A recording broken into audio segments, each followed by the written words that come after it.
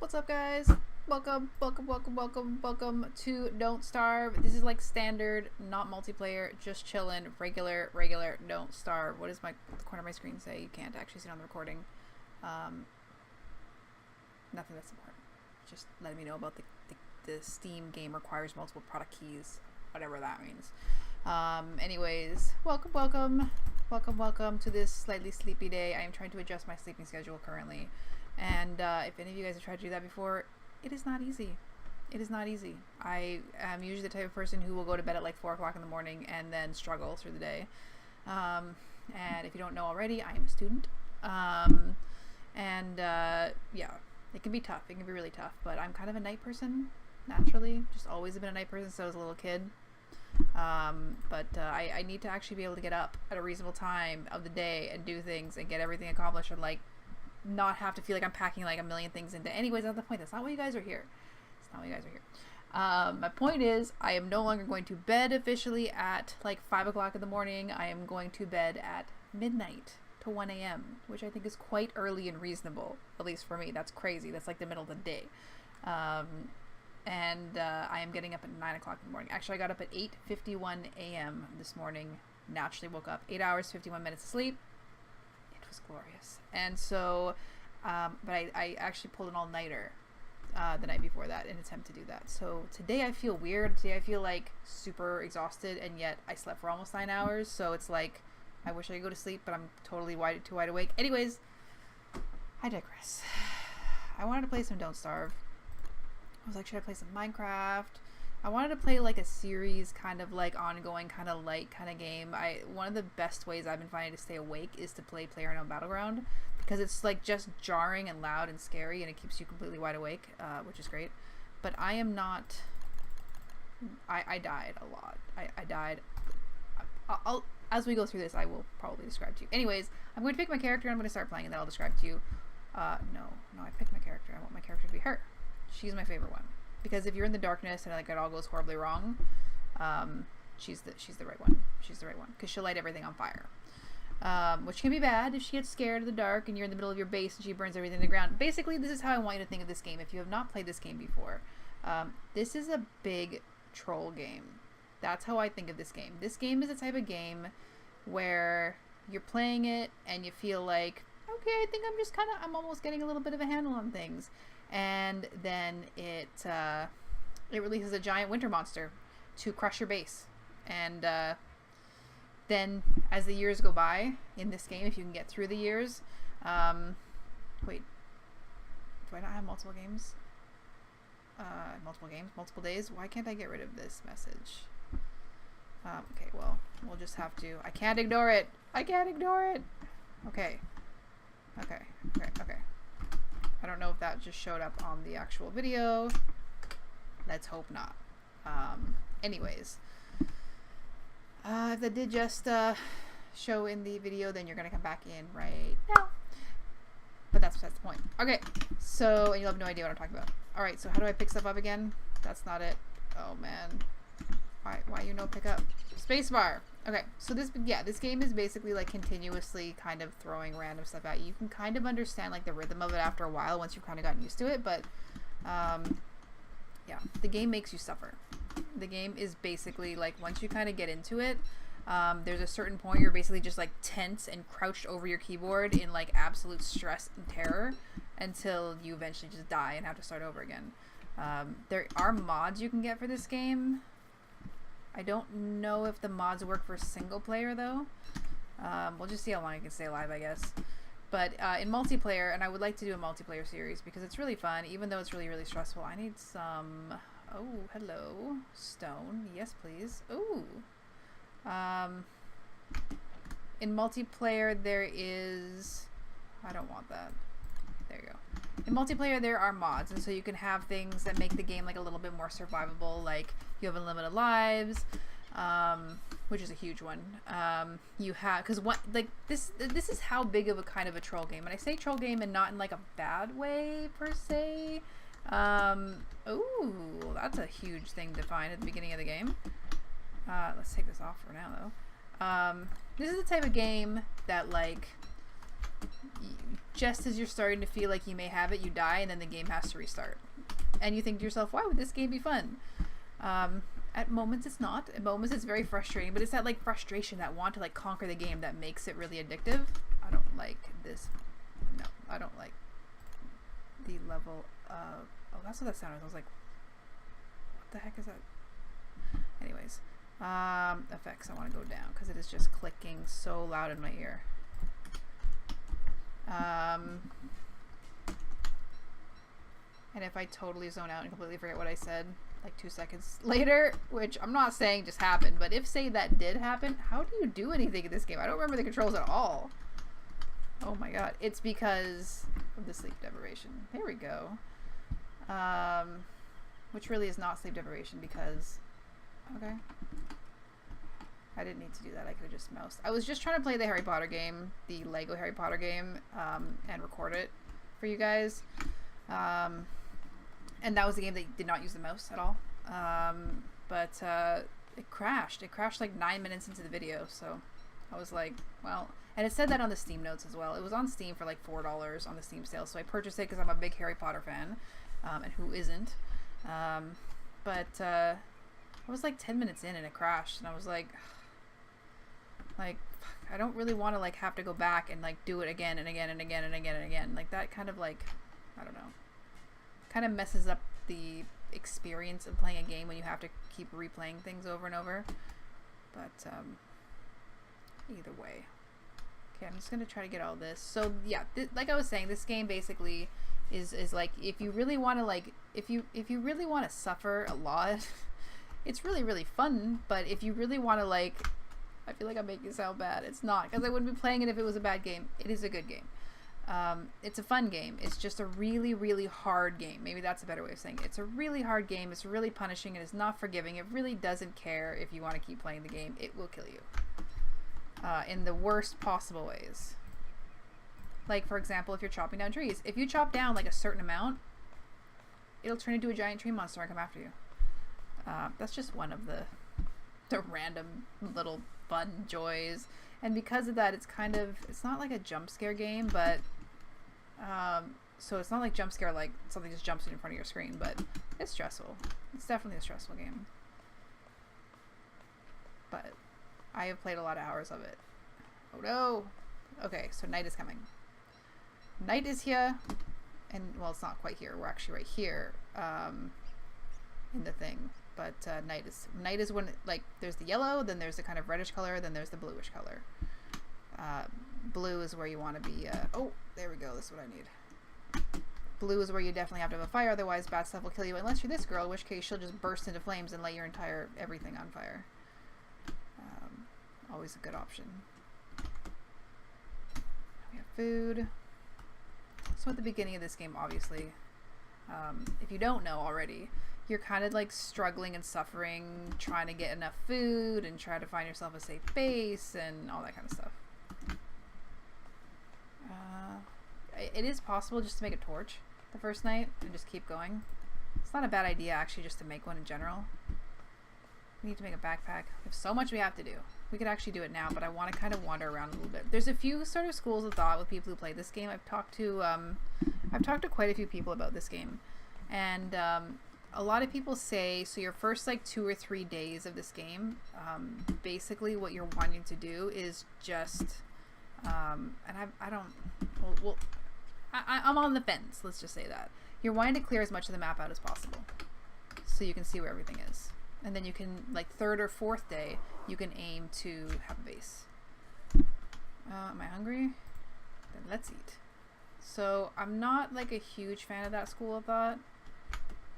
It is always good to get these green mushrooms. The other reason I like to play the fire starter is because when she's looking into fire, she gains sanity. Sanity is a huge thing with this game. Okay, let's grab a bunch of this. Grab a bunch of this. Your main priorities at the beginning of the game are flint and sticks and grass. So let's just like kind of wander the game, I guess. Oh my god, that's like super valuable. Take it. Nope, don't care. We're taking it. Shoot, where do I put it though? Oh.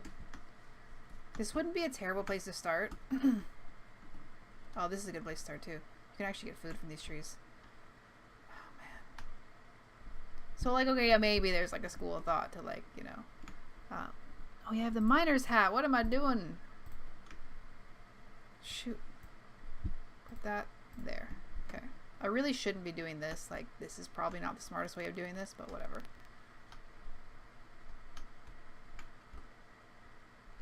In like 3 days, we will we'll have like a proper base and everything, so we're not gonna have to worry as much about light. Although, it's got to be said that oh man, I'm getting nervous that that torch is breaking down awfully quickly. Okay, let's eat some seeds. Let's make another one of these. Just in case. We can always drop it on the ground and forget about it if we don't need it. I think we're gonna be fine though. Oh, it's gonna be close. Okay, drop this here. Boom. Okay. The precious is gone. I know. I know. Saving. Oh man, it's such good food. It's such good food. Those foods are so easy to kill. We need to make a backpack. See, this is why I don't think early game you should just like wander around, because I guess I don't really need mushrooms for sanity. The green mushrooms are for sanity, but I can always look at a fire, so should I just be getting food? I don't know. It's a debate. Even though I have played hundreds of hours of this game, I still debate on what the right thing to do is. I will leave that there for now. I've never actually properly played through this game. Though green mushrooms are a good thing to have in case you're kind of wandering out in the darkness. You can also pick up flowers if you start going cray-cray. So where you want to make your base, where I'm thinking I'll do it is probably... On the one hand, you want to be around where a lot of rabbits are. A lot of grasses. You can plant a lot of trees. Those trees up there die in the winter, so there's no point in planting those, but like the evergreen trees here. You also want to be near some spiders. I don't know. Let's just follow the advice of the smart ones that came before us, and let's just see how it works out to actually like scope out the entire map. They pretty much just use torches and wander the entire map, and then and then they're good to go. Then they know where everything is. They know where the best places to be are. Or at least get sort of like the borders done. You don't have to actually explore like everything.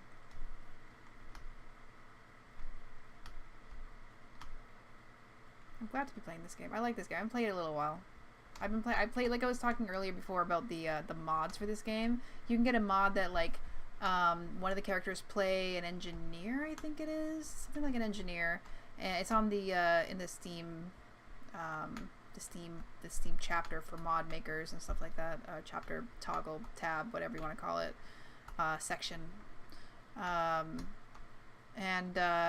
If you're the engineer, you get a wrench, and with the wrench you can actually make like a device that will heal you, which is huge. Huge. Oh crap! No. Huge advantage to be able to actually have a machine, and it's not cheap. Like you have to find like gems and stuff like that to do it. But then you can actually heal yourself. And it's not like it doesn't heal you so quickly that it's a huge advantage, but if you just had a fight, you can kind of rush back. You have to stand like right in front of it and it heals you quickly, which is really fun. Just kind of, but the thing about this game is it's so punishing that you can only really play it for like, I don't know, 4 hours, 5 hours without just needing to take a break. I've streamed it a couple times. Oh, you definitely do not want to pick the evil flowers early on, if you don't already know. I feel like this is somehow turning into a slight tutorial, and I'm okay with it. Let's grab some sticks. How many sticks do we have? Those flowers do look... Actually, I thought that was like a little woven basket, but looking at them now, they do look kind of evil. I'm playing a lot of Fallout 4 lately, and I know it just came out like, you know, what, just. It came out like 4 or 5 years ago. Not 4 years. It could be 4 years. Like 2 years ago. Probably like more like realistically 2 years ago. That's the sleepiness talking there. Oh, yes, please. Yes, yes, yes, yes, yes. Yes, yes, yes, yes, yes. Marble is totally worth it. Oh my god, I can't even express to you guys how much Marble is worth it if you don't already know that.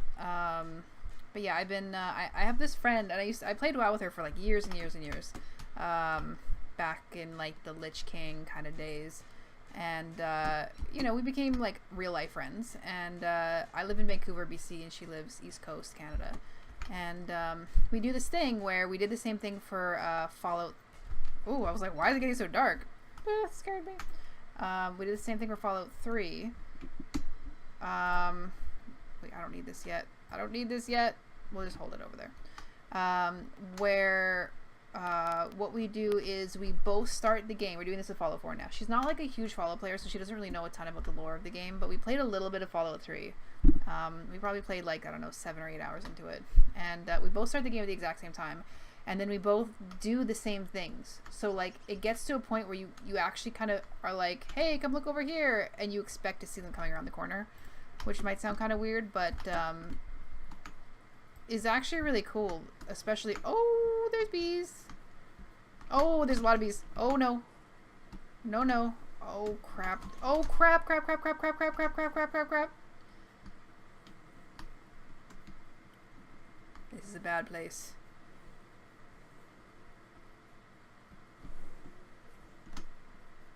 Oh no.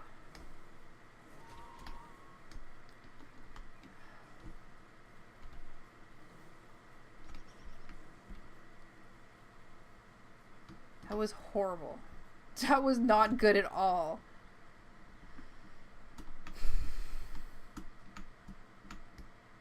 Anyways. Yeah, so we basically start this. My health is like at 60. At 60. But anyways, yeah, we play Fallout, and I kind of like, because I have hundreds and hundreds and hundreds and hundreds and hundreds and hundreds and hundreds of hours in that game. That's probably an accurate count. And so she would get kind of lost, or when she tried to play it herself, she would get like a little bit lost with it. So we just walked through it, and I'm like, oh, look to your left, you see that on the left, you see the door there? She's like, yeah, okay, to the right of the door there's this, and we kind of play it like that. Anyways, that's how we kind of am going through it, and it's really, really fun, and I've totally gotten back into Fallout again. I've played Fallout pretty much all the way through a number of times, but I've always gotten to the point where you have to pick a side, and I just don't want to. I can't decide. I'm like, I can't decide. It's like, there's so many different examples I could go with that in life, and I'm not going to, because there's TV shows I've watched that I haven't finished, and I don't want to finish it because then the series will be over forever. And I'm not going to name the series though, because you guys will probably say in the comments what the actual ending of that show was, and I don't want to know. But anyways, I want to be able to keep going back and like rewatching it. And there's certain TV series there have been where people have told me that when you actually finish the whole series, it kind of ruins the end. It kind of ruins the whole show. It reveals something, or you know, whatever. But it's kind of like, oh shit, okay, good thing we had the light, the headlamp. It's kind of like The Sixth Sense. If you haven't watched it, it's like another very good example of a movie where once you watch the end, you can never go back and watch it again. You can never enjoy it again, because you know what's going on. And yeah, so if you haven't seen that movie, watch it because it's super good. But anyways, I guess a movie would be different than a TV show. A TV show that you really enjoy, I'm starving to death. And there's like a million seasons of it, and you can just keep going back and enjoying it. It's different than like an hour and a half movie. Anyways, I digress. I'm going to leave it here. We're on day 3. I'm going to keep exploring, and I will see you guys in the next one. Like, subscribe if you enjoyed it, and I will see you later. Bye!